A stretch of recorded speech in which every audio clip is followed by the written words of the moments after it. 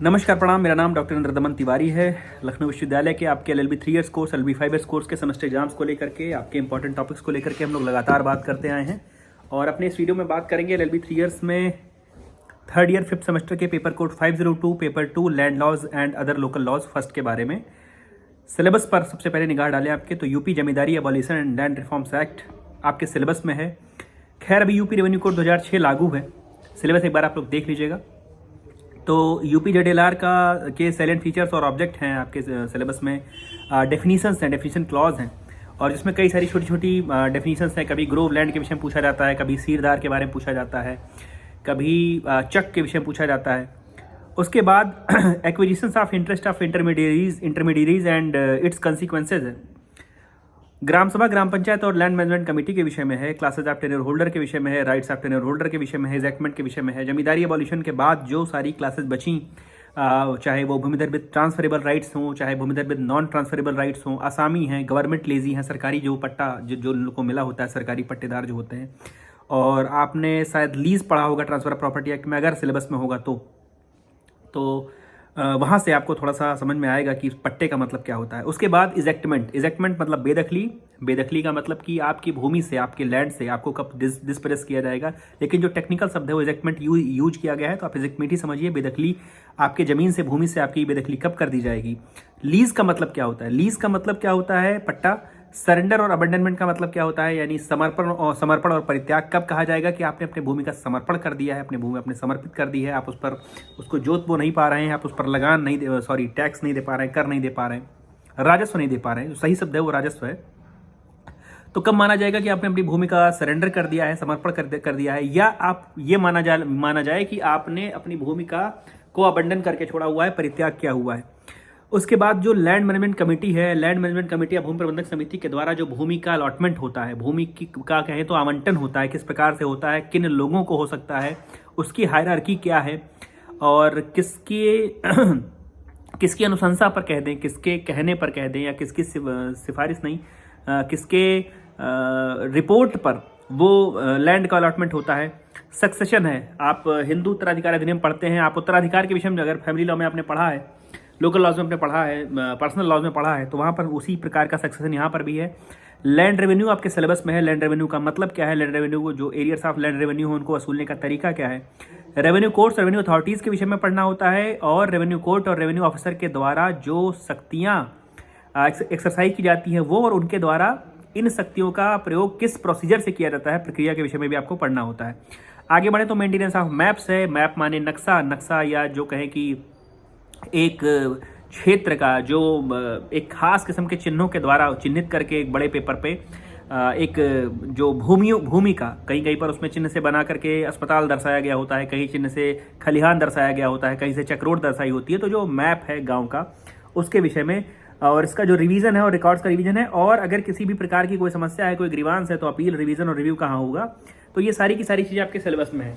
अब अगर सवालों की बात करें तो एक सवाल जो सबसे पहले आपके लिए ज़रूरी है वो आपको ये समझना है, जहाँ तक मुझे लगता है कि यूपी जेडएलआर आपका ये पुराना हो चुका है, और सिलेबस में आपके यूपी रेवेन्यू कोड की भी थोड़ी सी चीज़ें हैं, या हो सकता है मेरे पास ये सिलेबस पुराना आ गया हो। तो यूपी जेडएलआर मतलब UP zamindari abolition and land reforms act से लेकर के यूपी रेवेन्यू कोड 2006 तक के बीच का जो एक सफ़र रहा है, जो कहें कि अलग एक अप्रोच रही है यूपी रेवेन्यू कोड तक आने में, वो क्यों रही है, और दोनों एक्टों का जो सैलेंट फीचर है, आप प्रयास करिए कि यूपी जेडएलआर के सैलेंट फीचर्स अगर आप पढ़ रहे हैं तो देखिएगा कि यूपी रेवेन्यू कोड 2006 में कौन से उन सैलेंट फीचर्स को रिपीट किया गया है जो यूपी जेडएलआर में रह चुके थे। एक सवाल इस प्रकार का निबंधात्मक आने की उम्मीद रहती है। दूसरे सवाल की अगर बात करें तो ग्राम पंचायत का गठन कैसे होता है, ग्राम पंचायत का चुनाव कैसे होता है, ग्राम पंचायत का इलेक्शन कैसे होता है, कितने मेंबर्स उसमें होते हैं, ग्राम पंचायत सदस्यों की जो संख्या है, ग्राम पंचायत सदस्यों की जो संख्या है, मेंबर्स की जो संख्या है वो निर्धारित है कि 1000 तक इतने, 1000 से 2000 तो इतने, 2000 से 3000 तो इतने, और इसके ऊपर तो इतने ही। तो ग्राम पंचायत के चुनाव को कायदे से पढ़ लीजिएगा। ग्राम पंचायत का काम क्या है, मुख्य काम धाम क्या है, किस प्रकार के टैक्सेज इम्पोज कर सकते हैं, किस प्रकार की पेनाल्टीज लगा सकते हैं, इस प्रकार के सवाल आपसे पूछे जाते हैं। और जब आप ग्राम पंचायत पढ़ रहे हैं तो समझ लीजिए कि यही ग्राम पंचायत जब भूमि संबंधित, लैंड से संबंधित कोई मसले का निर्धारण कर रही होती है, उसको सुन रही होती है, उसका निस्तारण कर रही होती है, उसके प्रबंधन के लिए काम कर रही होती है, तो यही ग्राम पंचायत भूमि प्रबंधक समिति या लैंड मैनेजमेंट कमेटी कहलाती है। तो लैंड मैनेजमेंट कमेटी के रूप में ग्राम पंचायत का, या दूसरे शब्दों में कहें कि लैंड मैनेजमेंट कमेटी के पास कौन कौन से काम हैं। तो जिस समय आप ग्राम पंचायत पढ़ रहे हैं उसी समय विशेष तौर पर ये पढ़ लीजिए कि ग्राम पंचायत जब भूमि संबंधित काम करने लगेगी और भूमि प्रबंधक समिति कहलाएगी तो उसके पास कौन से ऐसे विशेष काम है जो ग्राम पंचायत से थोड़े से अलग है। अच्छा, ग्राम पंचायत के गठन में और लैंड मैनेजमेंट कमेटी के गठन में एक थोड़ा सा अंतर कह लें तो ये भी है कि आप उसमें जब पढ़ेंगे तो पाएंगे कि लैंड मैनेजमेंट कमेटी में एक व्यक्ति की भूमिका और बढ़ जाती है, एक सचिव और हो जाता है। कौन हो जाता है, पढ़ करके आइएगा। आगे बढ़ें तो आपके लिए एक जो सवाल है वो राइट्स टेन्योर होल्डर का मतलब क्या है। अच्छा, कहीं पर भी पूरे लैंड लॉज में, लोकल लॉज में कहीं पर भूमि का मालिक, संपत्ति का मालिक, जमीन का मालिक, हकदार ऐसा नहीं लिखा हुआ है। जहां पर भी आप पाएंगे वहां जोतदार शब्द यूज है, जहां पर भी पाएंगे आप वहां पर जोत शब्द यूज है और टेनेंसी शब्द यूज है, टेन्योर होल्डर शब्द यूज है। तो जोतदार के जो क्लासेज हैं, जो वर्गीकरण है, पहले तो उसको समझना है आपको। ऊपर से आपको ये देखना है कि भूमिधर विद ट्रांसफरेबल राइट्स के अधिकार कौन कौन से हैं, क्योंकि भूमिधर विद ट्रांसफरेबल राइट्स के अधिकारों को ही काट काट कर या हटा करके आप BNTR तैयार कर सकते हैं, और मतलब भूमिधर विद नॉन ट्रांसफरेबल राइट्स के अधिकार तैयार कर सकते हैं, आसामी के राइट्स तैयार कर सकते हैं। तो आप ये देख लीजिएगा कि टेन्योर होल्डर के जो राइट्स हैं वो क्या क्या है। वो बिक्वेथ कर सकता है कि नहीं, वो सेल कर सकता है कि नहीं, वो एक्सचेंज कर सकता है कि नहीं, इस प्रकार से जो राइट्स हैं वो देख लीजिएगा।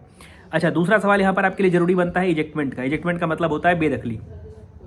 बेदखली की ग्राउंड क्या है। बेदखली के जैसे एक दो मैं आपको इमेजिन कराऊं कि आपको या किसी को एक जो ज़मीन है वो एक खास वर्ग में होने के कारण जो जैसे अलॉटमेंट में आपको मिली हुई है, और वो मिली है आपको इसलिए ताकि आप उस पर कृषि कार्य कर सकें। आपके पास एक भी बिस्सा बिगहा ज़मीन नहीं थी, तो आपके पास थोड़ी सी ज़मीन मिल गई ताकि आप उस पर कृषि कार्य कर सकें, आप उस पर अपना जो खाद्य पदार्थ टाइप की फसलें हैं वो आप बो सकें, क्रॉप्स की आप फसल बो सकें।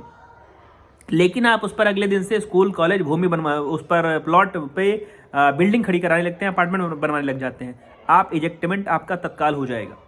आपने एक लंबे समय तक, कितने समय तक, यहाँ पर बात है कि कितने समय तक, तो आप वहाँ पर देखिएगा कि कितने समय तक अगर आप राजस्व चुका नहीं पा रहे हैं, आप भाग रहे हैं बच करके और आप उसका पैसा नहीं चुका रहे हैं, राजस्व नहीं चुका रहे हैं, तो क्या उस स्थिति में इजेक्टमेंट हो सकता है। तो आप देख लीजिएगा कि बेदखली के या इजेक्टमेंट के जो ग्राउंड्स हैं वो कौन कौन से हैं, उसको कायदे से पढ़ लीजिएगा। तीसरी यूनिट में अगर हम जाएं तो सरेंडर और अबंडनमेंट, समर्पण और परित्याग, दोनों में अंतर समझ लीजिएगा कायदे से। समर्पण का मतलब क्या होता है, अगर मैं अपनी ज़मीन को कब चाहूँ कि अब मैं इसको जोत नहीं सकता हूँ, इसको बो नहीं सकता हूँ, मैं कहीं बाहर रहूँगा या मेरे परिवार में कोई नहीं है, किसान है जिसके परिवार में कोई नहीं है, निःशक्त है, तो क्या वो समर्पण कर सकता है। अगर कर सकता है तो उसकी प्रक्रिया क्या है उसको समझ लीजिएगा, और किस स्थिति में माना जाएगा कि किसी ने अपने भूमि का परित्याग कर दिया है, अबंडनमेंट कर दिया है, छोड़ दिया है। सरेंडर और अबंडनमेंट में अंतर कायदे से आप पढ़ लीजिएगा। दूसरी चीज़ यहाँ पर आपके लिए जो जरूरी है कि वो भूमि प्रबंधक समिति के द्वारा जो भूमि का आवंटन होता है, भूमि का आवंटन का मतलब ये होता है कि जो ग्राम सभा की जो खाली पड़ी हुई जो जगह है, भूमि है, वो जो भूमिहीन लोग हैं, ध्यान से ये बात समझने की जरूरत है, भूमिधरों को नहीं, जो भूमिहीन लोग हैं जिनके पास कोई जमीन नहीं है, उसमें स्पष्ट लिखा हुआ है कि विलेज आर्टिसन, शेड्यूल ट्राइब के लोग, या किसी फ्रीडम फाइटर की विधवा है, या बहुत नीचे अगर आप देखें तो जनरल कास्ट के सामान्य वर्ग के लोग भी हैं। तो उस लिस्ट को, उस हायरार्की को समझ लीजिएगा, और ये भी समझ लीजिएगा कि सबसे शुरुआत में कौन है और सबसे नीचे कौन है।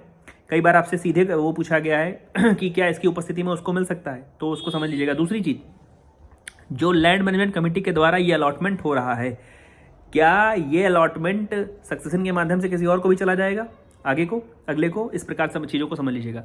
वहीं पर आपके लिए एक छोटा सा टॉपिक कभी कभी जो बहुत टेढ़ा करके, टेक्निकल करके पूछने का प्रयास किया गया है कि जो भू राजस्व है उसको वसूलने की प्रक्रिया क्या है, जो भू राजस्व है उसको वसूलने की प्रक्रिया क्या है, प्रोसीजर क्या है। तो जो एरियर्स ऑफ लैंड रेवेन्यू उसको कैसे वसूला जाता है, एरियर्स ऑफ लैंड रेवेन्यू वसूलने की जो प्रक्रिया है वो जब आप हायरार्कियल पढ़ेंगे उसको, तो आप ये पाएंगे कि पहले बड़े आसानी से, उसके बाद और कड़ाई से, उसके बाद और कड़ाई से, उसके बाद और कड़ाई से। अगर आप इस लेवल पर नहीं चुका रहे तो उसके ऊपर बढ़ा जाएगा तो और कड़ाई होगी। तो land revenue, arrears of land revenue वसूलने का तरीका भी कायदे से समझ लीजिएगा। अच्छा, अब आगे बढ़ें तो आप एक चीज़ ये पाएंगे कि यूपी जमींदारी एबॉलिशन लैंड रिफॉर्म्स एक्ट में मुख्यतः जो बात की गई थी वो जमींदारी की उन्मूलन की गई थी। कहा गया था कि सारी जो ज़मीनें हैं वो, उसकी जो वेस्टिंग है, उसका जो इंटरेस्ट है वो वेस्ट हो जाएगा महामहिम या राज्यपाल के नाम या सरकार के नाम। और वास्तव में अगर देखें तो आज की डेट में जो खसरा में, जो खतौनी में आपके नाम या किसी के नाम, आपके परिजनों के नाम भूमि दर्ज होती है, जो आप record of right, record of position पढ़ेंगे शायद अगली बार, अगर इसमें नहीं होगा तो आप अगली बार पढ़ेंगे। रिकॉर्ड ऑफ राइट्स का मतलब क्या होता है, रिकॉर्ड ऑफ पोजीशन का मतलब क्या होता है, खसरा खतौनी। तो खतौनी आपका कहने कि आपकी ज़मीन का जो पासबुक है, जो ज़मीन का अपना आपका भूमि का अकाउंट बुक है, उसमें आप ये पाएंगे कि जो भूमि आपके नाम में दर्ज है या किसी के नाम में दर्ज है, उस पर आपको कुछ जो उस पर जोतने बोने के कारण वो राजस्व देना पड़ता है। तो जाहिर सी बात है कि अगर इस घर में मैं रह रहा हूँ और मैं मकान मालिक को पैसा दे रहा हूँ, इसका मतलब मैं इस पर यहाँ पर रेंट पर हूँ। ठीक उसी प्रकार से ज़मीन का मालिकाना हक कहना और मालिक कहना वो थोड़ा सा अलग है। आप वास्तव में अगर देखा जाए लोकल लॉज के दृष्टिकोण से, तो आप भूमि के मात्र और मात्र किराएदार हैं, क्योंकि आप उस पर जोतने का, बोने का, हल चलाने का, कल्टीवेटर करना चलाने का, बीज बोने का, खाद बोने का और उससे फसल उगा करके काटने का, सबका आप बाद में एक राजस्व एक हिस्सा सरकार को चुकाते हैं। तो वहाँ से आप एक चीज़ पाएंगे कि यूपी रेवेन्यू कोड में जो रेवेन्यू को लेकर के बड़ी मुख्य जो कहें मुख्य धारा में जो यूपी रेवेन्यू कोड कह रहा है, वो रेवेन्यू को लेकर के कह रहा है। अब जमींदारी एबॉलिशन हो चुकी है, लैंड रिफॉर्म्स भी लगभग हो चुका है, और जो नहीं हो रहा है वो किसी प्रकार से कागज़ पर तो हो ही रहा है। तो सवाल क्या किस प्रकार का बनता है, सवाल ये बनता है कि कौन कौन से रेवेन्यू कोर्ट हैं, कौन कौन से रेवेन्यू अथॉरिटीज़ हैं, किस प्रकार के काम इनके रहते हैं, क्या किस प्रकार के मसलों का संज्ञान ले सकते हैं, किस प्रकार से ये मैप्स का रिवीजन करते हैं, और मैप्स का रिवीजन करते हैं तो कौन रिपोर्ट लगाता है, कौन जाकर के धरातल पर या स्थलीय निरीक्षण करता है, मतलब कहें तो लोकल इंस्पेक्शन करता है।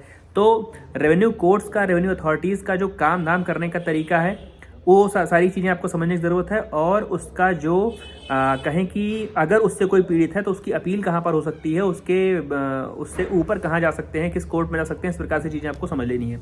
तो यहाँ से दोनों चीज़ें समझ लीजिएगा। पहले तो लाइन से आप समझ लीजिएगा सारे रेवेन्यू कोर्ट्स के विषय में।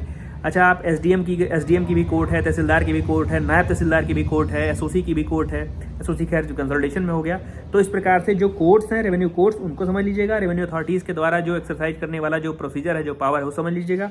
और वहाँ पे देख लीजिएगा कि रिवीजन ऑफ मैप और रिवीजन ऑफ रिकॉर्ड्स को लेकर के मेंटेनेंस और revision, maintenance of map, maintenance of record, revision of map, revision of record, इन दोनों टॉपिक को खूब कायदे से समझ लीजिएगा। और देख लीजिएगा कि अगर इससे आपको कोई समस्या है, तकलीफ है, परेशानी है, किसी भी किसान को है, तो वो उसकी अपील कहाँ कर सकता है, उसके रिव्यू के लिए कहाँ जा सकता है, या उसके रिवीजन के लिए कहाँ जा सकता है। तो यहाँ से चीज़ें आपको आएंगी। दूसरी चीज़ में, अगर आप ये वीडियो अब थोड़ा देर में आपके पास पहुँच रहा है, अगर आपके मन में शंका आती है कि आपके सिलेबस में यूपी रेवेन्यू कोड है या यूपी DDLR है, तो जहाँ तक मुझे लगता है कि नया जो सिलेबस आपके पास भेजा गया था उसमें यूपी रेवेन्यू कोड है। अगर आप यूपी रेवेन्यू कोड पढ़ करके आ रहे हैं, यूपी DDLR पढ़ करके आ रहे हैं, तो फीचर्स कह लें या कह लें बात लगभग वैसी ही है, हूबहू नहीं कहूँगा लेकिन बात लगभग वैसी है। हाँ, थोड़ा सा कहें तो उसका जो सेक्शन है वो थोड़ा बहुत बदला हुआ है। जैसे आप BNS और IPC का अंतर पा रहे हैं, BNSS और CRPC का अंतर पा रहे हैं, बाकी बातें वही हैं। ढेर सारी शुभकामनाएं आपको। सवाल को बहुत कायदे से पढ़िएगा, और आप सभी ज़मीन से जुड़े हैं, ज़मीन का पेपर है आपके लिए। मैं ढेर सारी शुभकामनाएं। धन्यवाद, प्रणाम।